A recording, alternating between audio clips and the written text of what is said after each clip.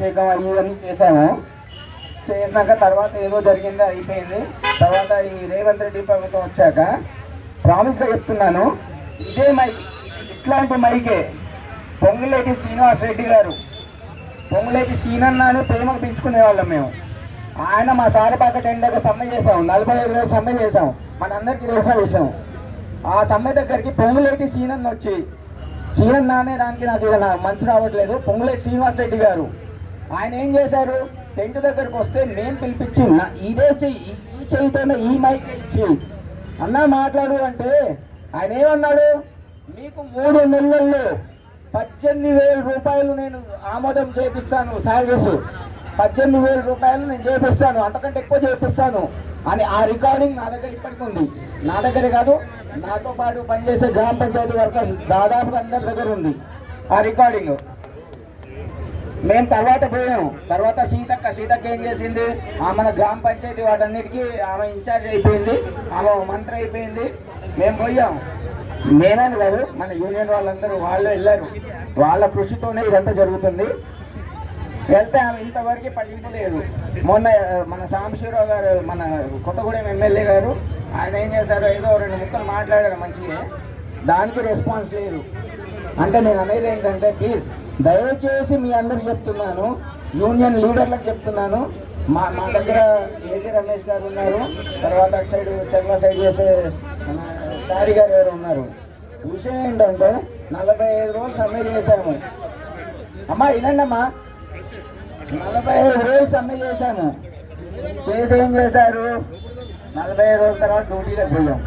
అవునా, ఎందుకు పోయాం, ఏదో అబద్ధం మాటలు చెప్పేసి మనని డ్యూటీలో పంపించారు. అవునా, పోయాం మనం ఫాల్తు మనం, ఎందుకంటే నమ్మాము.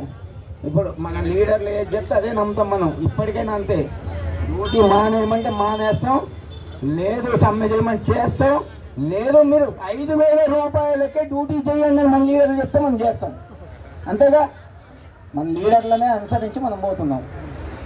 అట్లాంటిది మొన్న మనం సీతక్క దగ్గరికి పోతే ఆమె నేను లెటర్ తీసుకున్నా అని చెప్పేసి లెటర్ చెత్తపుట్లో పడ్డదట. నాకు తెలిసిన విషయం. సీతక్క ఏం చెప్పింది, నేను కరోనా అప్పుడు గోదావరిలప్పుడు మొత్తం బురదలో పోయినా, ఆడపోయినా ఈడపోయినా అని చెప్పింది. ఏం చేసింది మనకి. ఈసారి మాత్రం నేను యూనియన్ లీడర్లకు కూడా దయచేసి విజ్ఞప్తి చేస్తున్నాను ఏంటంటే, సమ్మె చేస్తే ప్రభుత్వం దిగి రావాలి, లేదంటే మన హక్కుల పోరాటం ఏదో ఒకటి కావాలి. సరే, మనకి ఎట్లా పర్మనెంట్ చేయదు నాకు తెలుసు, అది సార్లో తెలుసు, మనకి తెలుసు, అందరికీ తెలుసు. పర్మనెంట్ అయితే మనకు కాదు. అమ్మ నేను పోస్ట్ గ్రాడ్యుయేషన్ చదువుకున్నాను, నన్ను ఎంకామ్ కంప్యూటర్స్. సరే ఏదో పంచాయతీలో జాయిన్ అయ్యాను, సరే ఏదో పర్మనెంట్ అవుతుంది అన్నారు. అట్లా 6.5 సంవత్సరాల నుంచి చేస్తున్నాను. పర్మనెంట్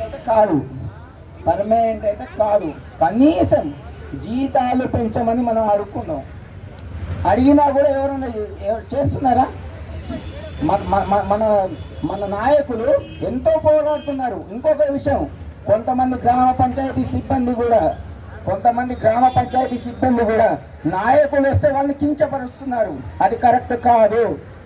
నాయకులు వచ్చినప్పుడు వాళ్ళకు అనుగుణంగా, వాళ్ళకు సపోర్టింగ్గా మనం ఉండాలి. కొంతమంది ఉన్నారు, చీడ పురుగులు ఉన్నారు.